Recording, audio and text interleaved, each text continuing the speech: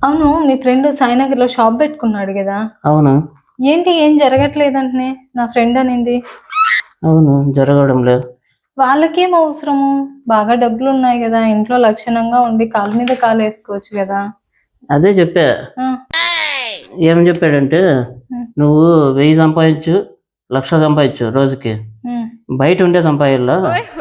ఇంట్లో కూర్చొని సంపాదించినావంటే గా అర్ధగంటకోసారి నస పెడతారు పెళ్ళాము. హ్మ్. అందుకు షాప్ తీసుకున్నాడంట."